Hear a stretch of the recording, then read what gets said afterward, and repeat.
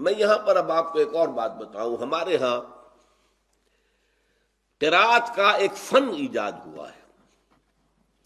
یہ بات تو پسندیدہ ہے قرآن کو ترتیل سے پڑھا جائے، اور اگر اللہ نے آپ کو اچھی آواز دی ہے تو زین القرآن باصواتکم، اچھی سے اچھی آواز سے قرآن پڑھیں، بلند آواز سے پڑھیں. آپ پڑھ رہے ہوں، اگر آپ خاموش پڑھیں گے تو آپ کے کان جو ہیں اس کی لذت سے ان کو کوئی حصہ نہیں مل رہا. آپ آواز سے پڑھیں گے تو گویا کہ آپ کی زبان سے وہ الفاظ ادا ہوئے اور آپ کے اپنے کانوں نے اسے سنا بھی ہے.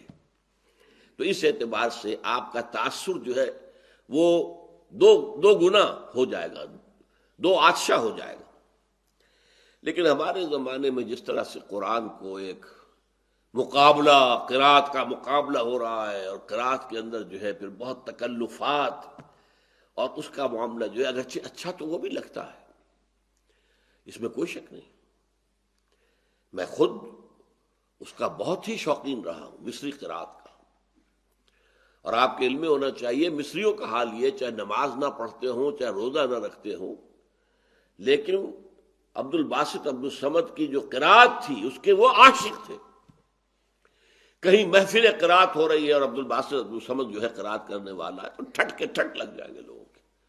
بلکہ کہا یہ جاتا تھا کہ جیسے ہمارے ہاں ایک ملکہ ترنم تھی جو فوت ہو گئی ہے، وہاں بھی ایک ملکہ ترنم تھی، ام کلثوم. تو لوگ کہتے ہیں جتنے لوگ اس کے ام کلثوم کے گانوں کے شوقین تھے اتنے ہی لوگ عبد الباسط عبد الصمد کی قرات کے شوقین تھے. تو ہے اس میں حسن ہے، لیکن یہ تکلف جو ہے پسند نہیں ہے، بغیر تصنع کے ہوں. میں بعض حدیثیں آپ کو سنا رہا ہوں. حضور نے ایک خبر دی ہے، اور یہ بخاری اور مسلم دونوں کی روایت ہے، کہ ایک زمانہ آئے گا کہ لوگوں کا حال یہ ہوگا یقرؤون القرآن، قرات کریں گے قرآن کی. ایک ہے تلاوت، ایک ہے قرات، وہ جو اب فن بن گیا ہے. ولا یجاوز حناجرہم، لیکن وہ قرآن ان کے حلقوں سے نیچے نہیں اترے گا، دل تک کبھی نہیں جائے گا، نہ دل میں داخل ہوگا نہ دل سے نکلے گا.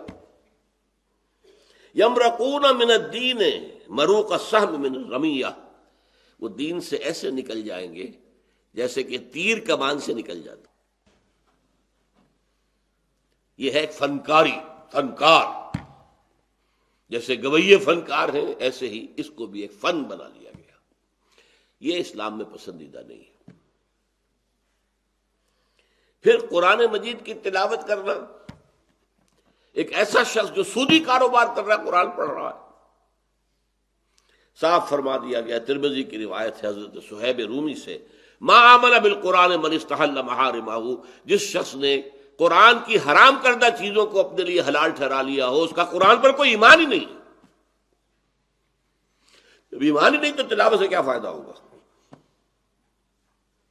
اور ایک سب سے زیادہ سخت روایت ہے، مسند احمد ابن حنبل کی ہے، اکثر منافقی امتی قراؤہا، میری امت کے منافقین کی اکثریت قاریوں پر مشتمل ہوگی. بہرحال اللہ اس سے تو بچائے، لیکن جو میں نے آپ کو صحیح طریقہ بتایا، ٹھہر ٹھہر کر اپنی اچھی سے اچھی آواز میں تجوید کا لحاظ کر کے، کہ با کیسے نکلتا ہے، تا کہاں سے نکلتا ہے، ٹپ آف دی ٹنگ سے تا، ہا حرف سے نکلتا ہے، حمزہ علیحدہ شید، الف اور عین میں کیا فرق ہے، یہ چیزیں معلوم ہونی چاہیے. سین اور شین کا فرق معلوم ہونا چاہیے. اور اس میں انسان چھوٹا کاف اور بڑا کاف، قلق کاف بڑا جو ہے قلقلے کے ساتھ نکلے، اس کے ساتھ جو ہے یہ اپنی جگہ ہے. یہ تو جو بھی لوگ چاہے وہ عمریں ان کی 50 برس ہو گئی ہو، لیکن اگر انہوں نے قاعدہ یسرن القرآن کسی قاری سے نہیں پڑھا ہے، یا نورانی قاعدہ کسی قاری سے نہیں پڑھا ہے، تو اب بھی وقت ہے پڑھو، تاکہ قرآن کو صحیح طریقے پر ادا کر سکو. ورنہ آپ نے عین کو حمزہ بنا دیا تو معنی بدل جائیں گے، بڑی ہے کو چھوٹی ہے بنا دیا تو معنی بدل جائیں گے. آپ کیا پڑھ رہے ہیں اس حوالے سے. اور یہ عام طور پر ہماری مساجد میں جو ائمہ ہوتے ہیں وہ زیادہ اچھے قاری نہیں ہوتے، اس لیے کہ وہ عالم ہوتے ہیں. ان کا سارا زور گزرا لگتا ہے علوم پر، عربی زبان پر، لیکن جو آپ کے ہاں مؤذن ہوں گے، خادم ہوں گے، یہ ہوتے قاری، یہ عالم نہیں ہوتے۔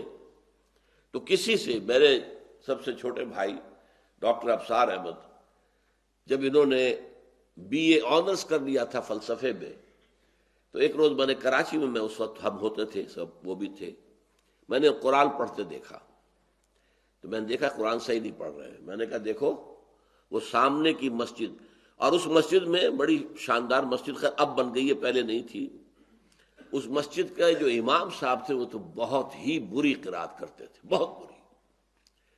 اس میں تو ہمیشہ دل میں دعا ہوتی تھی خدا کے لیے وہ کہیں گئے ہوئے ہوں اور اس وقت نماز میں نہ ہو، لیکن جو وہاں کا خادم تھا بہت خوبصورت قرات کرتا تھا۔ تو میں نے ان سے کہا تھا تم نے کر لیا ہے بی اے آنرز ان فلسفی، اس سے یہ نہ سمجھنا کہ قرآن پڑھنا بھی آ گیا ہے، اب اس کے سامنے زانو تلمس طے کرو، وہ جو ہے جو خادم ہے مسجد کا، مؤذن ہے، اس کے سامنے بیٹھو اور اس سے یسر القرآن یا جو ہے نورانی قاعدہ پڑھو۔ تو یہ ہے تجوید۔ تجوید بہت ضروری ہے، بہت ضروری ہے۔ ایک ہے قراءت کے اندر خاص صناعی پیدا کرنا، خاص جس سے کہ لوگ خوش ہوتے ہوں، سانس لمبا کھینچ لیا ہے، اس پر نعرے لگ رہے ہیں، پھر یہ نہیں، بلکہ قرآن مجید کو ہم نے دیکھا ہے، جو استاد القراء تھے خلیل حسنی، وہ زیادہ لمبا سانس کرنے کی طرف جو ہے وہ توجہ نہیں کرتے تھے، ہاں آیت ہی لمبی ہے تو وہ لمبا چلاتے تھے تاکہ آیت کے ساتھ ختم کریں۔ قاری عبد الباسط سبز جو ہے ان کا تو یہ تھا، لمبے سے لمبا سانس، اور اسی پر پھر نعرے لگتے تھے زیادہ۔